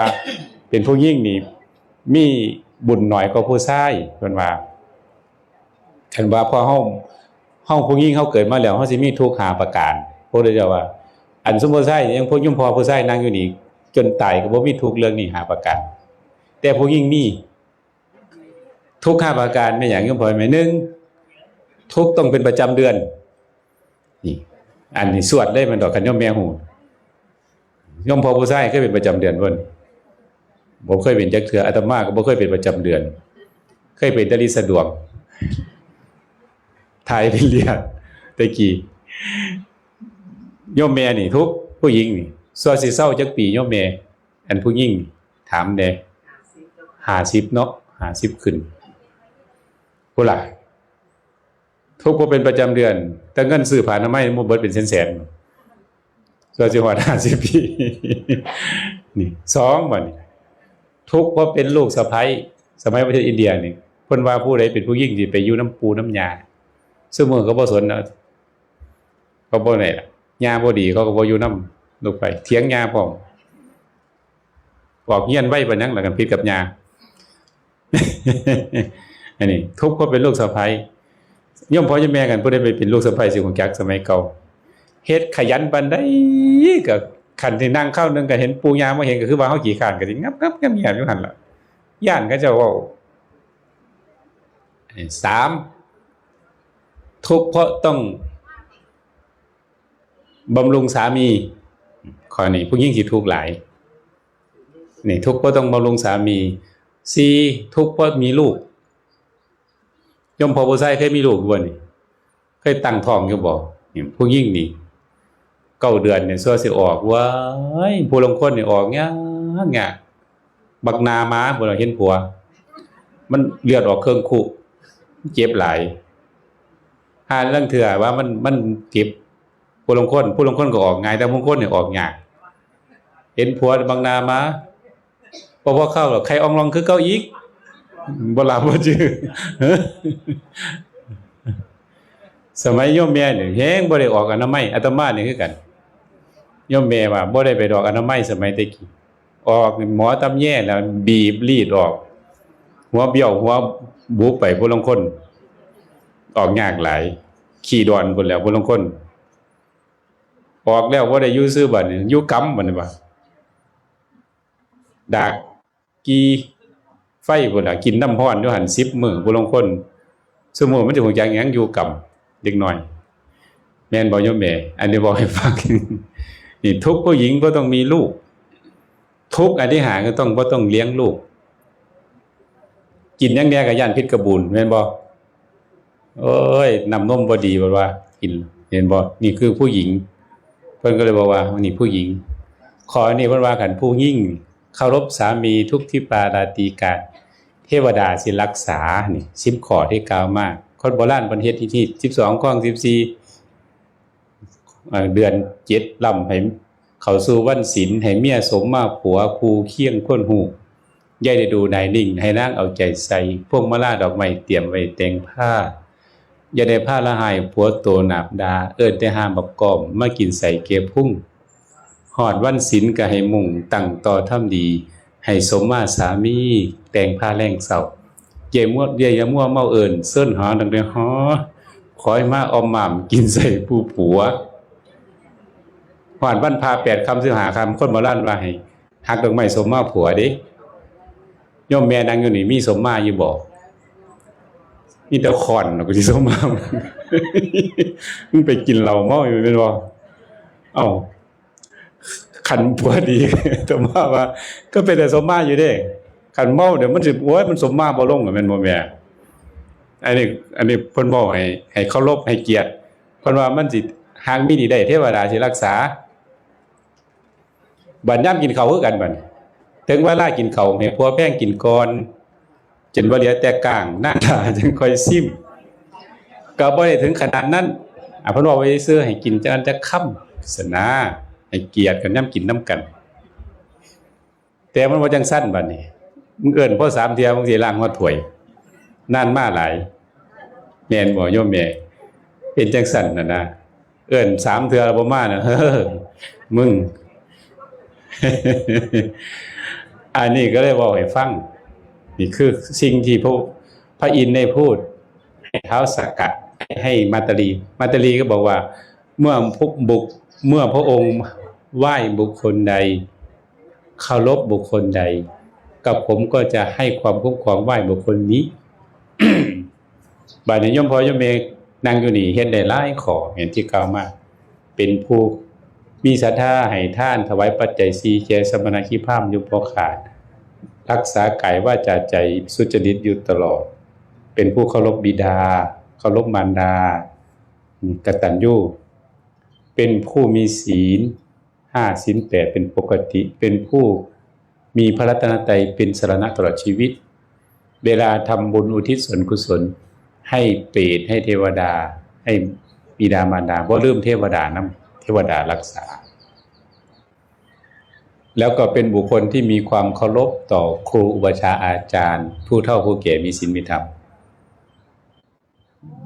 มีความอนุเคราะห์บุตรภรรยาคณาญาติด้วยความเมตตาแล้วก็เคารพสามีทุกที่ปาราดีกันนี่สิเฮ็ดให้เทวดารักษาความดีเฮาบ่แม่นว่าเฮ็ดแล้วบ่ว่าบ่ได้เฮ็ดแล้วยังได้ดีพร้อมยังมีสิ่งที่รักษาเฮาพร้อม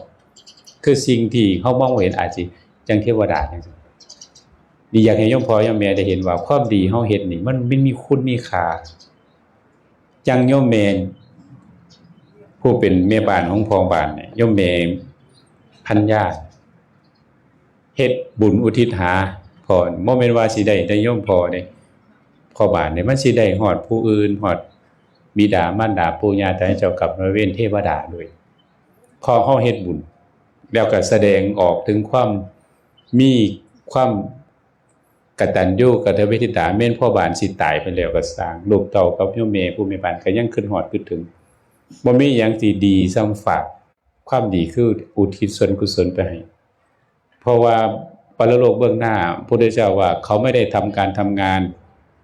เขาไม่ได้ทำค้าขายเกษตรกรรมฆาตกรรมเหมือนพวกเขาปรโลกเบื้องหน้าจะเป็น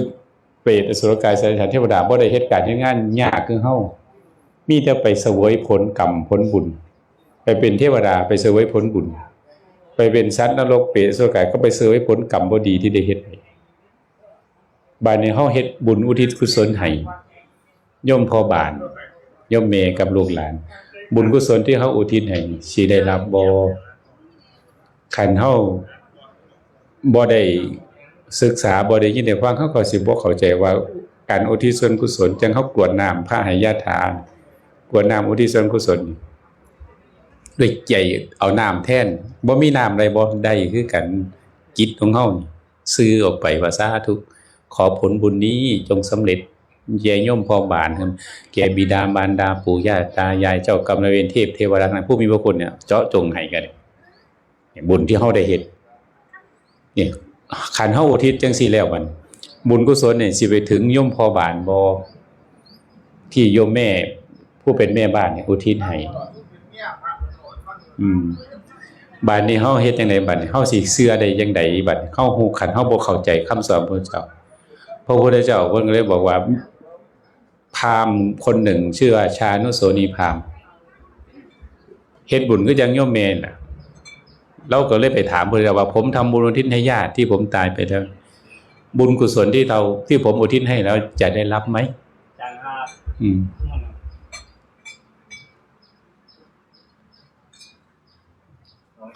พระพุทธเจ้าบอกว่าอยู่ในฐานะได้รับก็ได้รับอยู่ในฐานะไม่ได้รับก็ไม่ได้รับนี่พระพุทธเจ้าเพิ่นบอกเป็น2ในเพิ่นก็เลยบอกว่าฐานะไม่ได้รับเป็นอย่างไรเมื่อเราอุทิศกุศลแล้วฐานะที่ไม่ได้รับผู้ตายไม่ได้รับคือ1ผู้ตายไปเกิดเป็นเทวดาอยู่ในสวงสวรรค์บุญกุศลอุทิศเฮาก็บ่ได้รับ2ผู้ตายมาเกิดเป็นมนุษย์อีกบุญกุศลที่เราอุทิศให้ก็ไม่ได้รับ3ผู้ตายไปเกิดเป็นสัตว์เดรัจฉาน บุญกุศลที่เราอุทิศให้เขาไปรับกันเขามาเกิดเป็นงัวเป็นข้วยเขาก็กินพักกินหญ้าคือจังเขาจิคือจังงัวข้วย4ผู้ตายไปเกิดเป็นสัตว์นรกบุญกุศลที่เราอุทิศให้ก็ไม่ได้รับอันนี้คือฐานะไม่ได้รับส่วนฐานะได้รับพระพุทธเจ้าก็เลยตอบชาณโสนีพราหมณ์ว่าคือญาติของเราไปเกิดเป็นเปรตจำพวกหนึ่งเปรตก็มีหลายประเภทได้บัดเปรตที่คอยรับบุญกุศลกับญาติก็มีปรัตถุชีวิปิที่คอยโมทนาส่วนบุญรอส่วนบุญอยู่เปรียบเหมือนสมัยพระพุทธเจ้ายังมีพระชนย่อมพอยมเมคือญาติของพระเจ้าพิมพิสารเป็นเปรตมาอยู่4 พุทธันดรพอมาหอดสมัยพระพุทธเจ้ารู้ว่าพระเจ้าพิมพิสารเป็นญาติมาล่ออยู่พระเจ้าพิมพิสารถวายวัดเวฬุวันสวนป่าไผ่เป็นวัดแรกในพุทธศาสนาในสมัยครั้งพุทธกาลนี่เราลืมบ่ทันได้อุทิศให้ญาติกลับมานอนในพระราชวังนี่ตกกลางคืนมาพวกเปรตที่เป็นญาติไปร้องหวยหวนอยู่ในข้างพระราชวังเสียงน่ากลัวตื่นยามมื้อเช้ามาไปหาพระพุทธเจ้าแต่เช้าพระเจ้าพิมพิสารบอกว่าเมื่อคืนนี้นอนไม่หลับได้ยินเสียงหวยหวนน่ากลัวในพระราชวังไม่รู้เป็นเสียงอะไรพระพุทธเจ้าบอกว่าเป็นเสียงของเปรตที่เป็นญาติของพระองค์เขามารอส่วนบุญกุศลกับพระองค์พอได้รู้อย่างนั้นแล้วพระเจ้าพิมพิสารก็เลยนิมนต์พระพุทธเจ้ากับสาวกเข้าไปเสวยพระกยาหารที่ในพระราชวังถวายอาหารอันประณีตกับพระไตรปัจจัย4ที่ควรแก่สมณะบริโภคแล้วก็หลั่งน้ำทักษิโนทกลงเหนือแผ่นดินอีทังโนยาตินังโหนตุสุกิตาโหนตุยาตโยผลบุญนี้จงสำเร็จแก่ญาติทั้งหลายข้าพเจ้าญาติทั้งหลายข้าพเจ้าถึงความสุขซุ่มเปรตนั่นล่ออยู่แล้วยมบอกล่อที่สิโมทนาอยู่แล้วเพราะมันทุกข์หลายเป็นเปรตมาตั้ง4พระพุทธเจ้าพอได้รอรับโมทนาปัตตานุโมทนาบุญสำเร็จด้วยกับมันรบโมทนาเนี่ยญาติก็อุทิศให้โดยเฉพาะเลยบัดก็กลับกายร่างจากที่เป็นเปรตก็เป็นเทพเทวดามีผิวพรรณเป็นทิพย์มีวรรณะเป็นทิพย์มีเสื้อผ้าเป็นทิพย์มีอาหารเป็นทิพย์เฮาก็เลยถือคติจังซี่ก็เลยเวลาคนตายเฮาก็เลยเฮ็ดบุญจังซี่อุทิศให้อันนี้คือฐานะได้รับทีนี้ชาณโสนีพราหมณ์เราก็ถามไปได้บัดโยมพ่อมีถ้าสมมติว่าญาติของผมไม่เกิดไปเป็นเปรตปรัตชูวิเปรตแล้วบุญกุศลที่ผมอุทิศให้จะไปถึงไหนจะไปถึงใครพระพุทธเจ้าก็บอกว่าก็จะมีญาติต่อไปได้รับสมมติว่าโยมพ่อบ้านบ่ได้รับโยมแม่ผู้เป็นแม่บ้านอุทิศให้ลูกหลานก็สิมีญาติต่อไปได้รับการสมมติโยมพ่อเราไปเกิดเป็นเทวดาก็จะมีญาติต่อไปได้รับเราก็ถามสอบไปอีกวันถ้าญาติต่อไปผมไม่ได้รับบุญกุศลจะไปถึงไหนพระพุทธเจ้าบอกว่าในวัฏสงสารนี้ในโลกนี้31ภพภูมิคำว่าที่เราเวียนว่ายตายเกิดไม่มีเบื้องต้นท่ามกลางที่สุดไม่มีที่จะไม่เคยเป็นญาติกันไม่ชาติใดก็ชาตินะพระองค์ก็เลยตัดให้เข้าใจแม้นจะไม่มีญาติพระองค์ก็บอกว่าจะประสบบุญเป็นอันมากจังสีโยมเมผู้เป็นเมียบ้านของพ่อบ้านได้กับลูกกับหลานได้ประสบบุญคือได้สั่งสมได้หลายกองที่ธรรมากล่าวมัน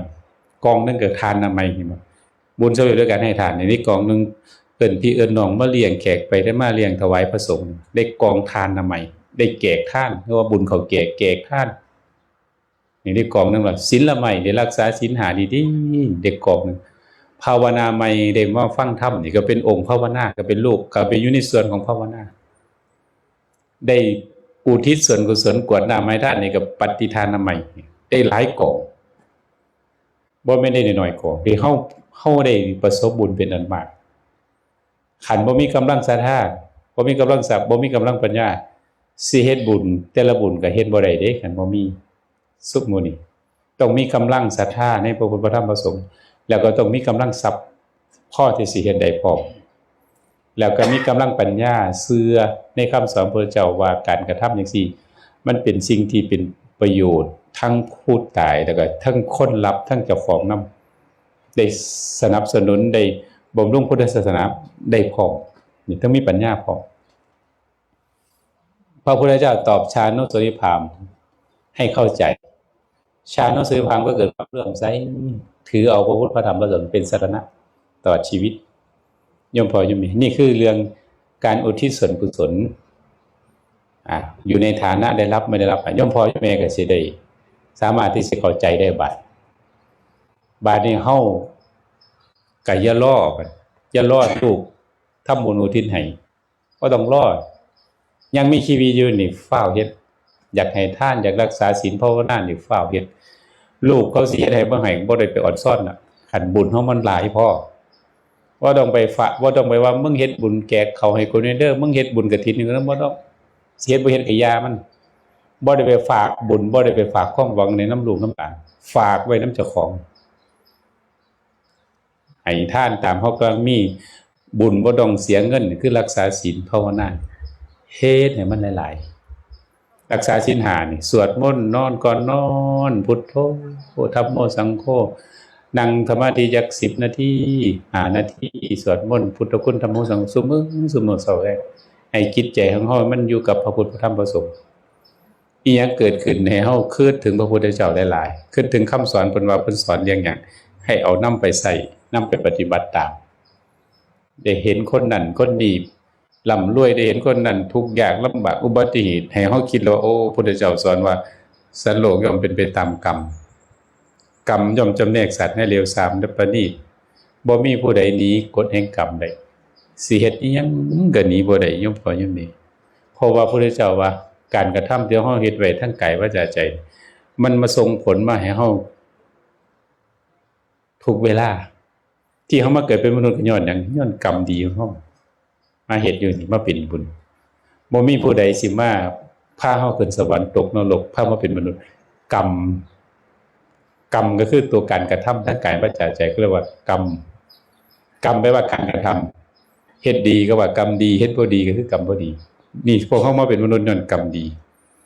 บาดนี้เฮาเฮ็ดจังได๋สิเอากรรมดีเอาบุญเก่าต่อบุญใหม่มาสั่งสมให้ได้หลายๆก่อนสิตายเตรียมตัวก่อนตายเตรียมกายก่อนแต่งเตรียมน้ำก่อนแรงเตรียมเปลงออกจากก่อนเดินทางเตรียมจิตเตรียมใจ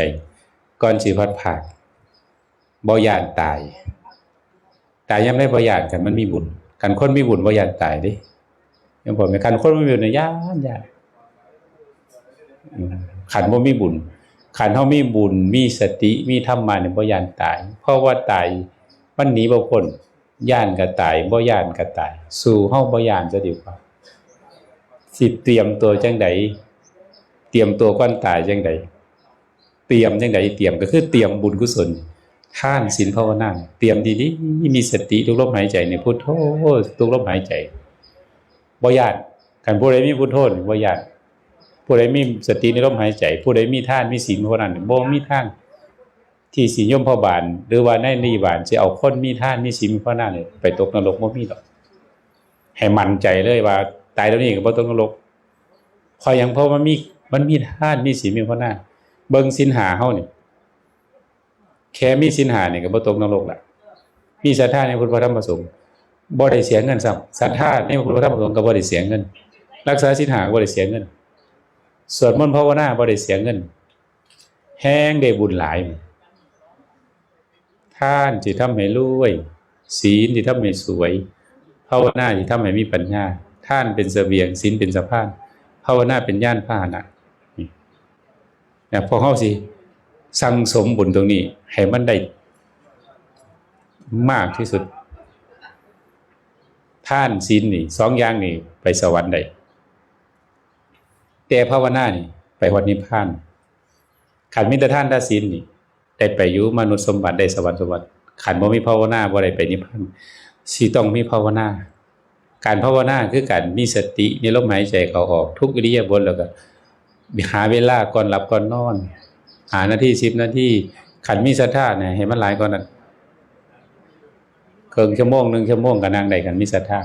ขันยังบ่ทันมีกำลังอินทรีย์พอก็ขอเอาจัก5นาที10นาทีปึ๊กซุมื้อสวดมนต์ก็บ่ต้องว่าสวดโดนว่าเอาตามที่เฮาแต่ว่าที่ตั้งสัจจะว่าสิเฮ็ดซุมื้อให้จิตของเฮานี่มันอยู่กับบุญกับกุศลคันจิตเฮาอยู่กับพุทโธอยู่กับองค์ภาวนาหรือองค์สวดมนต์พุทธคุณธรรมคุณสังฆคุณระลึกถึงศีลระลึกถึงทานถึงภาวนาอยู่ประจำจิตใจเฮาสิมีแต่ความรู้สึกปลอดโปร่งสบาย จิตบ่คับแคบเด้จิตที่เห็นคุณค่าแล้วก็เชื่อในกฎแห่งกรรมบ่มีผู้ใดหนีกฎแห่งกรรมได้ยมพ่อยมแม่เฮ็ดบุญเฮ็ดบาปอีหยังมากก็สิต้องได้รับสามีสิรับแทนเมียรับแทนผัวบ่ได้ของไผของมันลูกคือกันสิ่งเหล่านี้ยมพ่อยมแม่ต้องเรียนรู้แล้วก็สิได้เข้าใจว่าเฮาสิเพิงผู้ใดเซาเพิงเจ้าของพระเจ้าว่าให้มีตนเป็นที่พึ่งให้มีธรรมเป็นที่พึ่งเพิงลูกเพิงผัวเพิงเมียเพิงได้ชั่วคราวช่วงเรียนรู้ในชาตินี้เท่านั้นเด้แต่เพิงบุญเพิงกุศลเฮานี่เพิงไปฮอดชาติหน้าพบหน้าเนี่ยบุญกุศลนี่บ่แม่นว่าสิกินชาติเดียวได้กินไปหลายแสนชาติตราบใดเท่ายังมียังบ่ทันได้ไปถึงนิพพานแต่คันโยมพ่อโยมแม่ผู้ใดอยากไปนิพพานบ่อยากมาเกิดอีกตั้งใจเลยว่าสาธุผู้ข้าให้ท่านรักษาศีลภาวนาเอาศีล5เฮานี่แหละบ่ถึงขนาดศีล8ก็ได้คันโยมพ่อโยมแม่มีความว่าที่รักษาศีล5ตลอดชีวิตเลยสมทานบ่ต้องไปเอาน้ำพระแค่ว่าเฮางดเว้นก็เป็นศีลแล้วเมื่อรักษาศีล5แล้วก็ผู้ข้าสิสวดมนต์ภาวนาซุมื้อให้ทานใส่บาตรคันใส่บาตรได้ซุมื้อก็แฮงดีหลายคันบ่มีก็เอาเป็นโอกาสบางเวลาวันพระวันศีลค่อยไปลงแข่งขันลงเพศอีหยังก็ได้หรือว่าให้พี่ให้น้องให้สัตว์ได้ฉานต่างๆอีหยังก็ได้แล้วแต่เฮาโอกาสเฮาสิให้ฝึกนิสัยเป็นผู้ให้ดุๆขันเฮาเฮ็ดจังซี่แล้วบัดนี้ตั้งใจว่าผู้ขาได้ให้ทานรักษาศีลเจริญภาวนาฟังเทศน์ฟังธรรมอีหยังบุญกุศลทั้งหลายทั้งปวงก็สร้างขอให้เป็นเหตุเป็นปัจจัยเพื่อพระนิพพานในชาตินี้ตรงต่อพระนิพพานเลยมีจิตใจบ่หวังอยากจะไปสวรรค์ชั้นใดไปพบบ่อยากมาเกิดเป็นมนุษย์เพราะว่ามาเกิดเป็นมนุษย์หรือไปเกิดเป็นเทวดาไปพบหมดบุญแล้วสิลงมาเกิดอีกยังบ่ทันได้รับประกันความปลอดภัยในวัฏสงสารตายไปเป็นเทวดาหมดบุญจากเทวดาอาจจะไปลงสู่อบายภูมิเป็นเปรตอสุรกายสัตว์เดรัจฉานสัตว์นรกก็ได้แต่เฮาเฮ็ดบุญกุศลขอให้เป็นเหตุเป็นปัจจัยเพื่อพระนิพพานหรือว่าถามยังบ่ถึงนิพพานในชาตินี้ขันธ์เวียนว่ายแต่เกิดยามใดก็อย่าให้ได้ยินคำว่าบ่มีความทุกข์ยากเข็ญใจอย่าได้คำว่าไม่มีทุกภพทุกชาติจนจะถึงพระนิพพานเฮ็ดบุญให้ทานรักษาศีลอธิษฐานจังซี่เลยพ่อแม่ขันบุญบารมีเฮาแก่กล้าพอบัดนี้ก่อนเฮาสิตายอาจสิเบิดกิเลสเบิดลมหายใจพร้อมกันก็ได้ในชาตินี้อันนี้ต้องมาว่ากันโชคดีหรือว่าได้กำไรแต่มาพูดอยู่ประจำว่าคันเฮาให้ทานรักษาศีลสวดมนต์ภาวนาซุมื้ออยู่สิเฮาอธิษฐานว่าขอให้เป็นเหตุเป็นปัจจัยเพื่อพระนิพพานบ่ต้องการไปสวรรค์ชั้นใดพรหมโลกชั้นใดนิพมนุษย์ชั้นใดซุมื้ออธิษฐานจิตบาดนี้เฮามีเป้าหมายชัดเจนว่าก่อนสิตายแม้นโดนนี้ยังบ่ได้บ่กิเลสแต่ว่าเฮาสังสมบัดอันที่เฮาอธิษฐานไปมันสิมาร่วมตัวอาจสิเบิดกิเลสกับเบิดลมหายใจพร้อมกันก็ได้อันนี้ถือว่าคุ้มค่าอาตมานี่ว่าโชคดีหรือว่าได้บุญหลายแม้นโดนนี้ยังบ่ได้เบิดกิเลสก็สร้างแต่ว่ามันสิเบิดตอนตายเบิดลมหายใจกับเบิดกิเลสพร้อมเพราะบุญที่เฮาเฮ็ดซุมื้อเพราะเฮาอธิษฐานไว้แล้วมีเป้าหมายชัดเจนครับย่อมพ่อโยมแม่ก็ลองเบิ่งสิได้มั่นคงสิได้มีเป้าหมายชัดเจนสิบ่ได้โลเลเฮาสิได้รู้ว่าพระพุทธเจ้าสอนเฮานี่ให้พ้นทุกข์เพิ่นบ่อยากสอนให้เฮามาเกิดอีกเด้พุทธเจ้ากันใจความหัวใจพระศาสนาคือธรรมทั้งปวงมีนิพพานเป็นสุดท้ายเพิ่นสอนเฮาอยากให้ไปนิพพานเพิ่นบ่สอนอยากให้เฮามาเวียนว่ายแต่เกิดเด้มันทุกข์เพิ่นบอกว่าเกิดทุกคราวเป็นทุกข์ลำไปแต่เกิดว่าชาตินี้สิถามโยมพ่อโยมแม่นั่งอยู่นี่ว่าระหว่างสุขกับทุกข์นี่ในหลายกว่ากันผู้ลางคนนี่ทุกข์หลายกว่าสุขเอาอีหลีเด้โยมพ่อโยมแม่คันถามใจเจ้าของว่าเกิดมานี่ปานนั้นยังบ่หลาบบ่จืออยู่ยังอยากมาเกิดอีกอยู่เด้นี่อย่างลองถามเจ้าของเบิ่งนี่ว่าระหว่างสุขกับทุกข์นี่ชาตินี่อันใดหลายกว่ากันนั่นแล้วระหว่างบุญกับบาปนี่อันใดหลายกว่ากันถามใจเจ้าของเบิ่งนั่นแล้วกันฮู้แล้วก็ฟ้าวเซาเฮ็ดบาปบัดนี้เฮ็ดบุญบัดนี้ชีวิตที่เหลืออยู่นี่กำไรหรือขาดทุนต้องมาพิจารณาเพราะชีวิตของเฮามันเหลืออยู่นี่บ่หลายแล้วเด้ บางคนมีแต่ทุกข์แบบว่าทุกข์น้ำผัวแบบทุกข์น้ำเมียแบบทุกข์น้ำลูกแบบบ่ปากันเดือกับว่าทุกข์กันทุกข์ที่มาอยู่เฮ็ดหยังมาทนทุกข์เฮ็ดหยังก็บ่ปากันโลดปาบ่ได้มันยังมีแนวอยากอยู่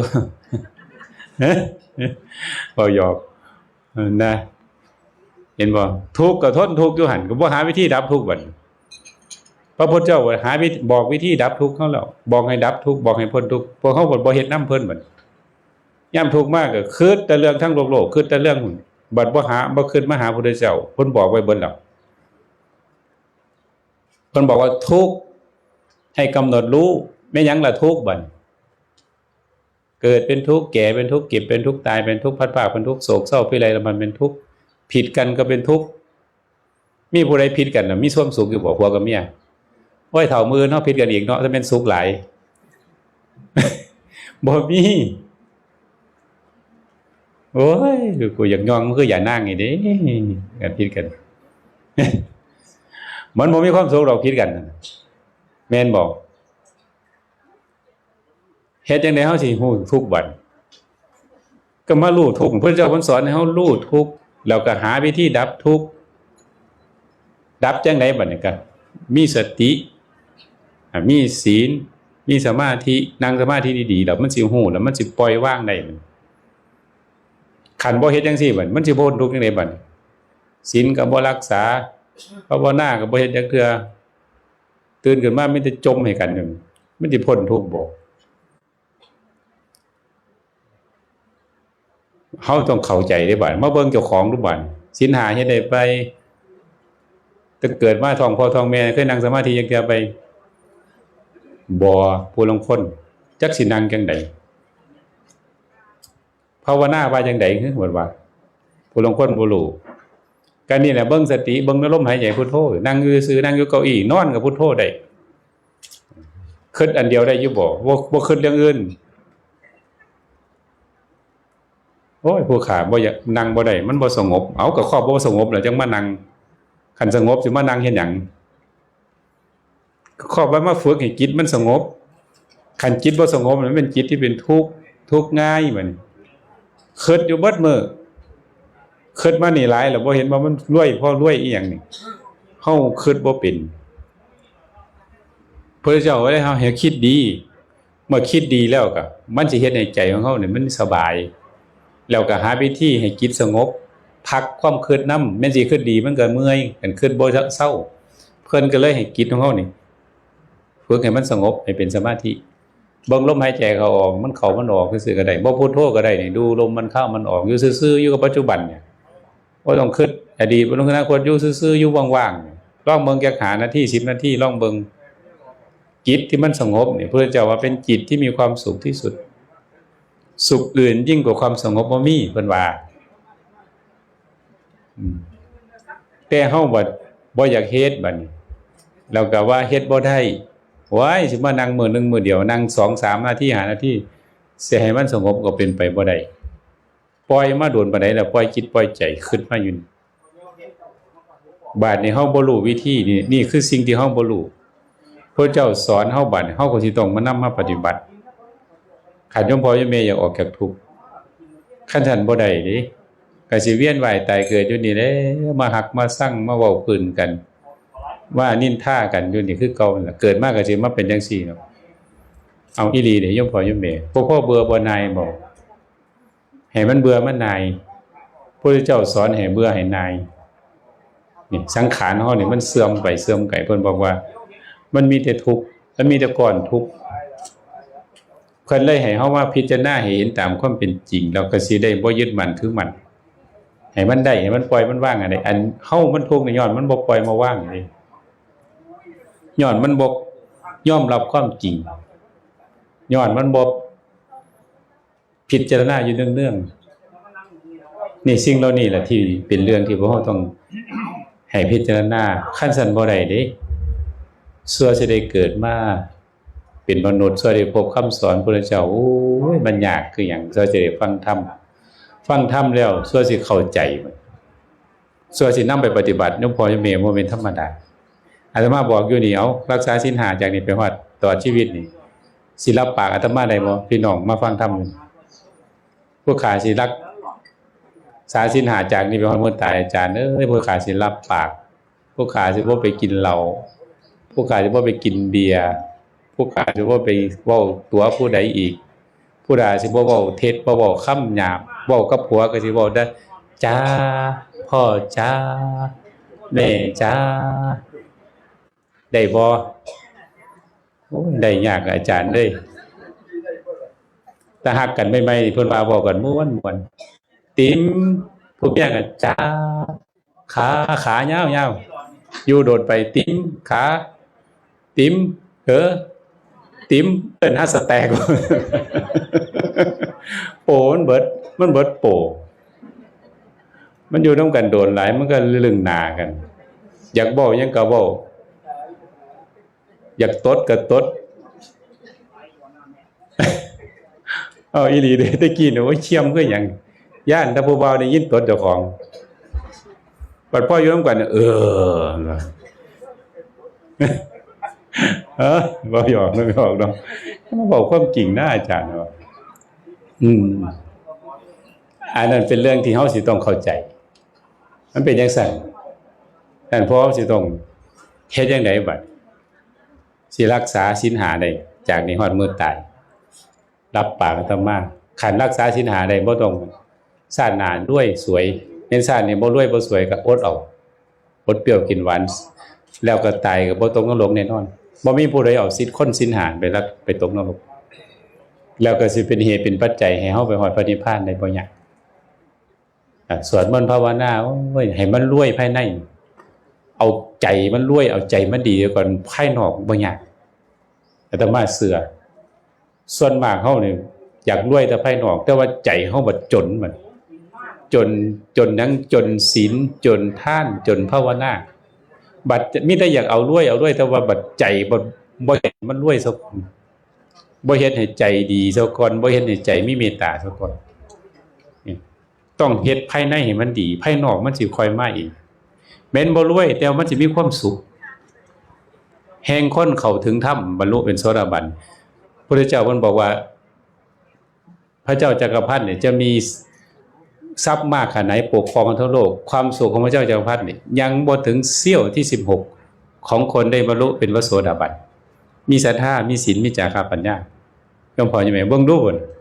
พระเจ้าเพิ่นให้ความสำคัญคือเรื่องคุณธรรมคือคุณธรรมในใจคือศรัทธา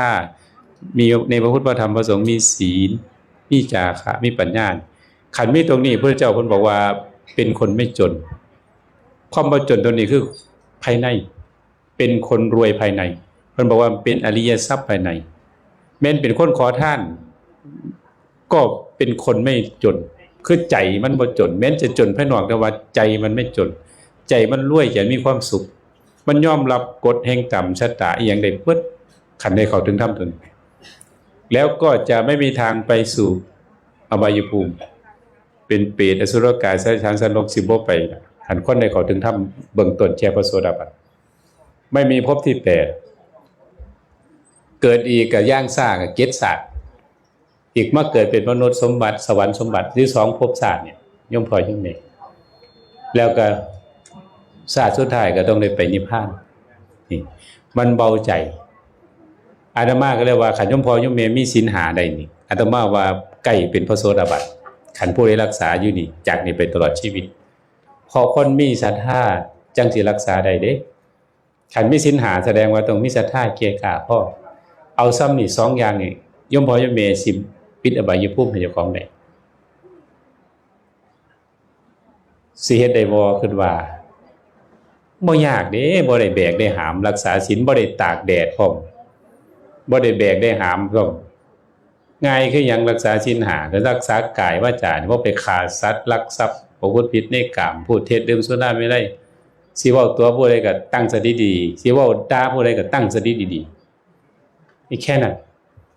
กายก็บ่ไปฆ่าสัตว์เล็กสัตว์น้อยบ่ต้องไปฆ่าเศร้าเลิกเบิดบ่ต้องไปหาขัวหอยขัวอีปูไปหาสอนเศร้าบ่ได้กินเนี่ยมันตายมันก็บ่ได้กินโตไตแต่ตายเฮาก็ไปซื้อเอาเศร้าอันนี้ยังไปจังหันกันยังส่วนกันไปหาขัวหอยหาขัวอีปูหานั่นอยู่ไปจังหันแท้ๆเด้อโซกันอยู่เซิงศาลาหาลังบัดห ลังบ้านว่าบ่บ้านนี้ดอกบ้านอื่นหลวงพ่อก็ฟังอยู่โอ้มื้ออื่นกูสิได้กินขัวหอยแล้วว่าพระก็ได้รุ่นอยู่มันบ่เข้าใจในบุญมันจะคิดว่าสัตว์เล็กสัตว์น้อยนี่เป็นอาหารเฮานี่มนุษย์ทั้งที่เขาก็ย่านตายเฮาไปทรมานไปฆ่าเขาด้วยความโหดร้ายแต่ว่าเอามาเป็นอาหารลองคิดเบิ่งดูเขาสิขนาดใดเขาสิย่านเขาสิทุกข์ทรมานกันกรรมบางกรรมก็มาจากเฮาฆ่าเขานั่นแหละย่อมพอย่อมมีโรคภัยไข้เจ็บบางเดียวมันก็มาจากปาณาติบาตโรคตายแรงต่างๆนี่ก็มาจากกรรมที่เราเฮ็ดเขาก่อนเขาเอามาก็เลยอยากให้โยมพ่อโยมแม่ได้เข้าใจเพราะว่าชีวิตเฮาบ่โดนบ่เกิน100ปีโยมพ่อบานแล้วก็76 77ก็บ่ได้เกินบ่เกิน100ปีอาตมาก็คือกันต้องอำลาพระจักรเตรียมตัวบ่ต้องไปสนใจผู้ใดอีหยังก็ไปนำบ่ได้ดอกทรัพย์สมบัติก็ส่งได้ฮอดโรงพยาบาลลูกหลานก็ส่งฮอดในเชิงตะกอนบาปบุญทุนร้อนในส่งในฮอดพบหน้าชาติหน้าเตรียมไว้บุญกุศลคือทานศีลภาวนาเตรียมไว้หลายๆพอสิไปนิพพานก็ให้มันไปในชาตินี้คันบ่ถึงนิพพานก็ให้มันได้เข้าถึงธรรมที่อาตมาว่าเป็นพระโสดาบันมีศรัทธามีศีลมีจาคะปัญญาตัวนี้สิเป็นสิ่งที่พระพุทธเจ้าว่าประเสริฐก็เป็นพระราชาประเสริฐก็เป็นใหญ่ในแผ่นดินอยากให้เข้าใจ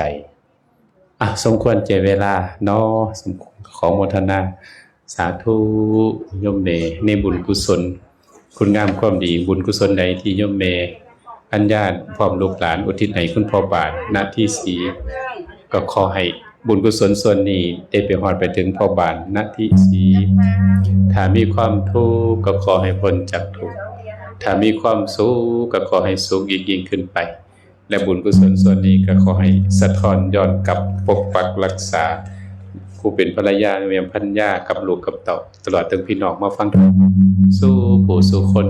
ให้มีแต่ความสุขความเจริญมีอายุวันนะสุขภาระปฏิภาณธนาสารสมบัติเจริญในศีลในธรรมในดวงตาเห็นธรรมโดยทั่วกันทุกท่านทุกคนเถิดจะภูมิมาทาเทวนาคามหินทิกาปุญญังโนอนุโมทันตุทีรังรักขันตุสาสนังวกาสัตตาจะภูมิมาทาเทวนาคามหินทิกาปุญญังโนอนุโมทันตุทีรังรักขันตุปานิโนอากาสัทธาจะภูมิมาทาเทวนาคามหินทิกาปุญญังโนอนุโมทันตุทีรังรักขันตุโลสัทธากาสัทธาจะภูมิมาทาเทวนาคามหินทิกาปุญญังโนอนุโมทันตุโสติคาจันตุเทวตาคาตาหลับพระอาจารย์ท่านอีกครั้งหนึ่งค่ะอัญชลีวันทาอภิวาทพระเจ้าได้พูดต่อไปอัญชลีวันทาอภิวาทพระเจ้าได้พูดต่อไป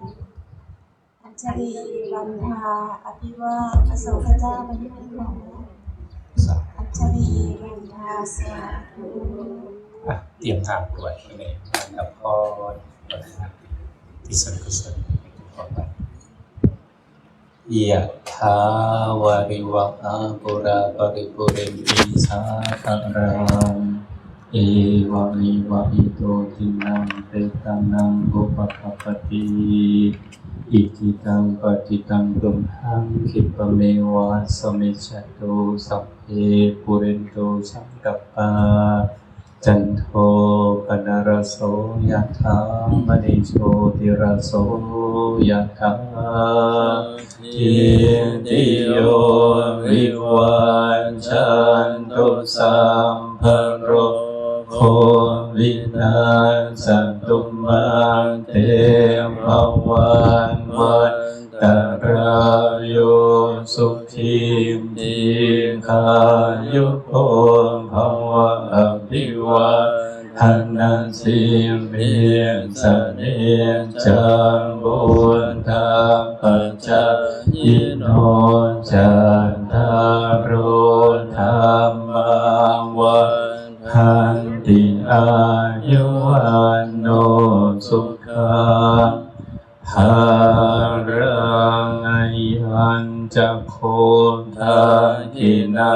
ทินาสังฆมิสุปฏิทิตาทิ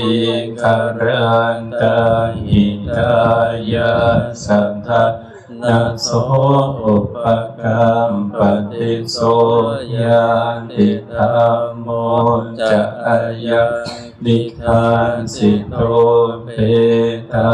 นะปุญจาจักขันตาอุรารังภารังจันทิโครัมโนปันตินังตุมเหหิปุญญังปัสสุตังอนาปังกันติภวันตุสัพพมังรังคันตุสัพพเทวตาสัพพพุทธานุภาเวนัสสัทธาสุทิภวันตุเตภวันตุสัพพมังคารังราคันตุสัพพเทวตาสัพพธรรมานุภาเวนัสสัทธาสุทิภวันตุเตภวันตุสัพพมังคารังราคันตุสัพพเทวตาสัพพสังฆานุภาเวนัสสัทธาสุทิภวันตุเต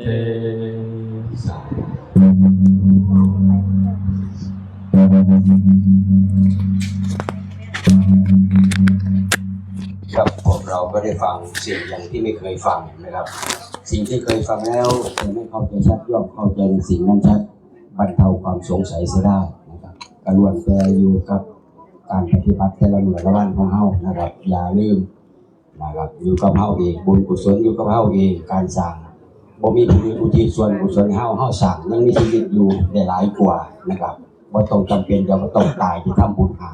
นะครับเหตุยังมีชีวิตอยู่ได้บุญกุศลหลายนะครับเลยวันฟังเรื่องวันใดมันเป็นจริตของเจ้าของก็นำไปใช้นำไปปฏิบัตินะครับคือจริตเจ้าของบ่แม่นทั้งชั่วโมง2 ชั่วโมงจำได้เฮาจำเอาสิ่งที่มันถึงขอจริตของเจ้าของนะครับแต่ละนี้มาเป็นบุญเป็นกุศลของเฮาเองนะครับอนุโมทนาสาธุกับทุกท่านทุกคนที่มาร่วมฟังวันนี้นะครับ